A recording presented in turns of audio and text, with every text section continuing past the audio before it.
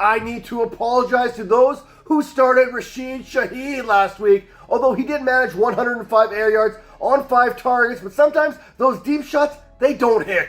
We also need to acknowledge that Malik Neighbors has earned himself must-start status each and every week from this point on. So with that all out of the way, let's talk about which wide receivers you need to be starting and which wide receivers need to be riding the pine here in this week's edition of Stardom Situm for the wide receiver position. Starting with those week 4 starts, those fantasy football booms. How about DJ Moore of the Chicago Bears as they take on the Los Angeles Rams? Don't look now, but the Bears passing game, it started showing signs of life with Caleb Williams under center completing 33 passes for 363 yards. Rome Odunze, Cole Kmet, they each had 11 targets resulting in 112 and 97 yards respectively, while DJ Moore caught 8 of 10 passes there for 78 yards himself. Now we knew the 49ers, they would attack this Rams secondary last week, but we didn't think it was going to be Jawan Jennings here. We didn't think it was going to be the Jawan Jennings show, did we?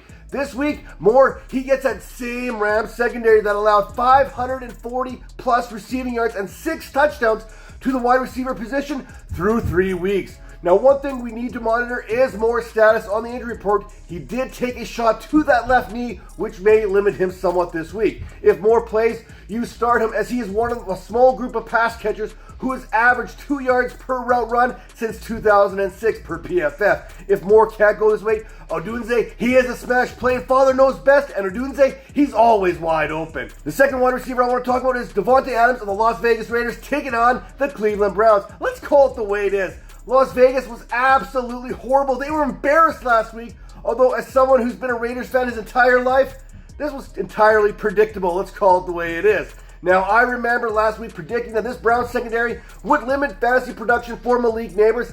I was wrong. There you go. I'm saying it right now. I was wrong. Neighbors, he went out there on Sunday and he made me look like a fool. Then he went out and casually hauled in 2 touchdown passes and 78 yards on his 8 grabs. Fast forward to week number 4, Davante Adams. He gets a shot at this Browns team after being limited to just 4 catches and 40 yards against the Carolina Panthers. I'm not concerned about those numbers considering the Raiders All-Pro was targeted 9 times. Let's dive deeper into this Browns secondary here versus wide receivers, especially the team's top option. Scott Barrett of Fantasy Points points out that the Browns run too high coverage, less than any other team in the NFL, meaning there are going to be opportunities for big splash plays for Adams this week. The third wide receiver you're starting this week, how about George Pickens of the Pittsburgh Steelers taking on the Indianapolis Colts?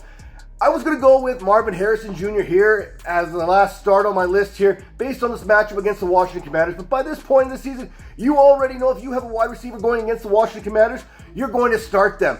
That being said, as bad as the Commanders have been at defending opposing wide receivers this season, the Indianapolis Colts, they haven't been any better. I already mentioned Kmet and Moore and Odunze, what they did last week. Back in week 1, Nico Collins, he basically bullied the same group of DBs in his big-time week. Now, heading into this contest, the Indianapolis Colts, they have allowed over 40 fantasy points per game and 4 touchdowns, not to mention 500 yards receiving to opposing wideouts, which is great news for George Pickens and sleeper Calvin Austin. Remember that name? After watching Justin Fields attempt 32 passes just a week ago, how about a bonus selection for you? I know that I tell you don't go chasing waterfalls, don't go chasing fantasy points.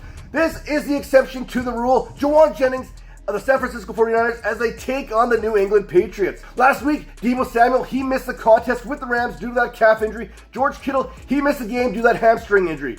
Considering that both these injuries involve soft tissue, it is reasonable to assume that their absences are going to be extended for another week. Now Jennings, he's not going to haul in 11 passes for 175 yards and 3 touchdowns again.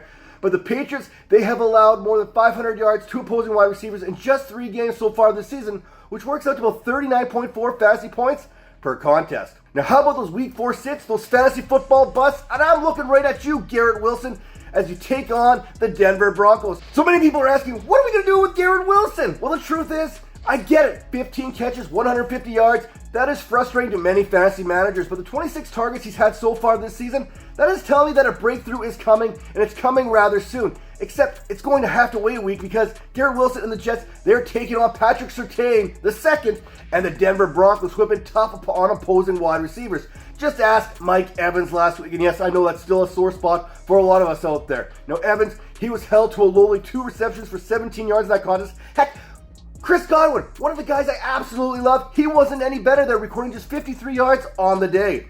Denver, they are allowing less than 19 fantasy points per game to opposing wide receivers. So if you have other options available, please consider them. If not, then temper those expectations with the Jets' Pro Bowl pass catcher. Another wide receiver I'm sitting is Michael Pittman of the Indianapolis Colts, taking on the Pittsburgh Steelers. Pittman's selection, once again, it feels like low-hanging fruit for the Colts wideout, who has just 11 grabs on 20 targets through 3 weeks for a total of 88 yards. Michael Pittman Jr. is officially kicked out of the club, people. He isn't getting back in anytime soon, as Joey Porter will play the role of fantasy doorman. In week 1, it was Drake London, 2 catches for 15 yards. In week number 2, Cortland Sutton, he was held to just 1 grab for 26 yards. Last week, Quentin Johnson, he might have 3 touchdowns this season, but against Joey Porter Jr. on 22 snaps, he had just 1 grab for 26 yards himself. Porter Jr., he is an elite defender, which is not great news to one of the most disappointing fantasy picks early on. And my final sit of the week, it is Jalen Waddle, the Miami Dolphins, as they take on the Tennessee Titans. It doesn't matter if it's Skylar Thompson, Tim Boyle, or former Pro Bowl quarterback Ty Huntley. You simply cannot start Jalen Waddle, or Tyreek Hill for that matter, with any kind of confidence. Both Hill and Waddle caught 4 of their 5 targets, but they're both held to 40 or fewer yards in that game. If that situation is not bad enough already, this week's opponent, the Tennessee Titans, they're allowing just 20.5 fantasy points per game. That is the 4th fewest to opposing wideouts.